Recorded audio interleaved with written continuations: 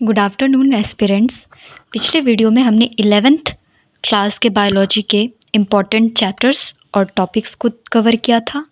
तो आज हम 12th के चैप्टर्स को कवर करेंगे।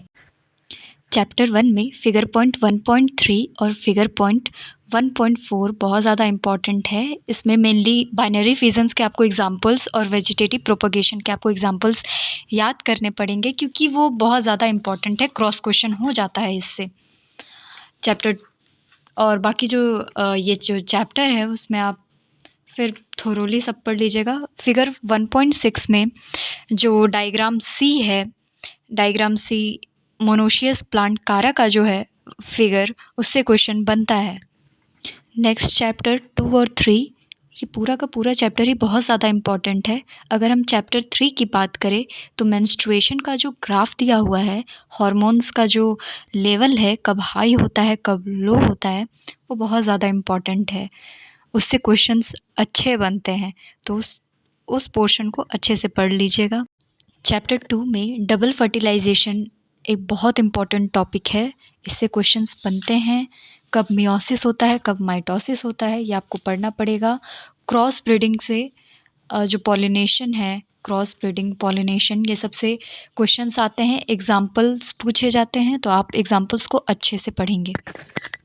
फिर इसी तरह चैप्टर 4 के क्वेश्चन बहुत ज़्यादा देखे जाते हैं इस एग्ज़ाम में। यूट्रीन डिवाइसेस के examples, non medicated and medicated, and pills के नाम, और जो प्रोसेस है फॉर कॉन्ट्रासेप्शंस, ये सब बहुत ज़्यादा इम्पॉर्टेंट है, तो आप ये सब पढ़ लीजिएगा। ते हैं नेक्स्ट चैप्टर्स की तरफ। जेनेटिक इवोल्यूशन से बहुत अच्छे क्वेश्चंस बनते हैं। जो डोमिनेंट ट्रेड्स और रिसेसिव ट्रेड्स है, जो फिगर पॉइंट 5.1 में है, उसको आप पढ़ लीजिएगा। और फिर से डिसऑर्डर्स बहुत ज़्यादा इम्पॉर्टेंट है। Mendelian disorders and chromosomal disorders दोनों ही बहुत ज़्यादा इम्पॉर्टेंट है। इनसे क्रॉस क्वेश्चन होते हैं। अगर क्वेश्चन हार्ड आएगा तो चैप्टर 6 है, वो बहुत बड़ा रोल प्ले करेगा। इस चैप्टर को आपको अच्छे से पढ़ना है। इससे कोई एज सच इम्पॉर्टेंट टॉपिक नहीं निकलता। ये पूरा चैप्टर ही कंसेप्ट बेस्ड है और बहुत ज़्यादा बेसिक की ज़रूरत है इस चैप्टर को समझने के लिए। ये पूरा का पूरा चैप्टर बहुत ज़्यादा इंपॉर्टेंट है। इवोल्यूशन की बात करें हम, तो इवोल्यूशन में फिगर पॉइंट 7.2, 7.3 बहुत ज़्यादा इंपॉर्टेंट है। होमोलोगस इवोल्यूशन और कन्वर्जेंट इवोल्यूशन के क्वेश्चंस अच्छे बनते हैं। हार्डी-विंगबर्ग प्रिंसिपल के आपको डायग्राम, उसके रूल्स आपको याद होने चाहिए, इससे क्वेश्चंस बन सकता है।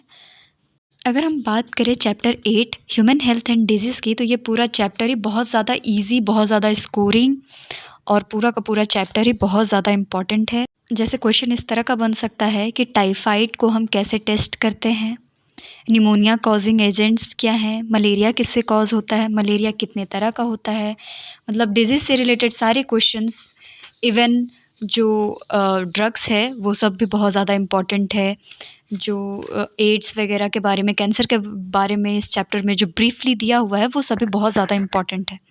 आगे जो चैप्टर 9 है, उसका सबसे इम्पॉर्टेंट टॉपिक है सिंगल सेल प्रोटीन और टिश्यू कल्चर। इससे क्वेश्चंस अच्छे बनते हैं, और टेबल 9.1 और 9.2 को आप पढ़ लीजिएगा। इस चैप्टर में राइस के वेराइटीज़, वीट के वेराइटीज़, ये सब, इन सब के नाम बहुत ज़्यादा इम्पॉर्टेंट है। Next chapter microbes in human welfare में हाउसहोल्ड प्रोडक्ट्स और इंडस्ट्रियल प्रोडक्ट्स बहुत ज़्यादा इम्पॉर्टेंट है। जो एग्जांपल्स है एंटीबायोटिक्स के, बेवरेजेस के, एंजाइम्स के, ये बहुत ज़्यादा इम्पॉर्टेंट है। सबसे ज़्यादा इम्पॉर्टेंट इस चैप्टर का है स्लज ट्रीटमेंट, ये आपको अच्छे से पढ़ लेना है। नेक्स्ट जो चैप्टर है biotechnology, principles and processes and biotechnology and it's applications, इसके मिक्स्ड क्वेश्चन आते हैं। रिकम्बिनेंट डीएनए टेक्नोलॉजी, ये बहुत इंपॉर्टेंट टॉपिक है। रेस्ट्रिक्शंस एंजाइम्स के आपको नाम याद होने चाहिए, फंक्शन याद होने चाहिए। जेनेटिकली मॉडिफाइड ऑर्गेनिजम्स के नाम याद होने चाहिए। आपको क्राइजीन कैसे वर्क होता है, ये बहुत ज़्यादा इंपॉर्टेंट टॉपिक बन जाता है। इन दोनों चैप्टर को अगर हम सम अप करके देखें तो सबसे इम्पॉर्टेंट जो टॉपिक बनता है वो होता है इंसुलिन। जो आर्टिफिशियल इंसुलिन का जो प्रोडक्शन होता है, उसमें कौन से एंजाइम का यूज़ होता है। इली लिली अमेरिकन कंपनी ने इसे बनाया था, ये क्वेश्चन बनता है। तो ये जो टॉपिक है आर्टिफिशियल इंसुलिन, ये बहुत ज़्यादा इंपॉर्टेंट है जीन थेरेपी के साथ साथ। अब अगर हम बात करें इकोलॉजी चैप्टर, जो पूरा यूनिट 10 है ये नीट भी और बाकी सारे जो बायोलॉजी के जो इम्पोर्टेंट एंट्रेंस एग्ज़ाम है उसमें इसके क्वेश्चंस अच्छे पूछे जाते हैं। ये पूरा का पूरा जो यूनिट है वो थ्योरेटिकल है, थ्योरी पे बेस्ड है और इससे क्वेश्चंस अच्छे बनते हैं। चैप्टर भले इजी है पर क्वेश्चंस इससे पूछे जाते हैं। ये chapter biotic factor, abiotic factor, migration, adaptation ये सभी को कवर करता है। तो वो सब इन सब से अच्छे क्वेश्चंस बनते हैं। पॉपुलेशन इंटरैक्शन जो टॉपिक है वो इजी टॉपिक है और इससे अगर क्वेश्चन आता है तो आप इसको बना लोगे, तो इस टॉपिक को पढ़ लीजिएगा। अगेन जो सबसे इजी टॉपिक है वो है डिकम्पोजिशन, उससे क्वेश्चन अच्छे पूछे जाते हैं। जो एनर्जी फ्लो है, फूड चेन है, एनर्जी पिरामिड्स है, ये सभी बहुत ज़्यादा इंपॉर्टेंट है। बहुत इजी क्वेश्चंस बनते हैं। सक्सेशन से बहुत इजी क्वेश्चंस बनते हैं। ex situ, in situ conservations, how many biodiversity hotspots are there, ये सब बहुत ज़्यादा इम्पोर्टेंट है। ये सब आप पढ़ लीजिएगा। और पॉल्यूशन कंट्रोल से वैसे तो क्वेश्चन नहीं पूछता है, लेकिन आप एक्ट वगैरह जैसे air prevention and control pollution act जो है, नॉइज़ पॉल्यूशन एक्ट, इस चैप्टर में लगभग 3 एक्ट है। उस तीनों एक्ट के डेट आपको याद होने चाहिए।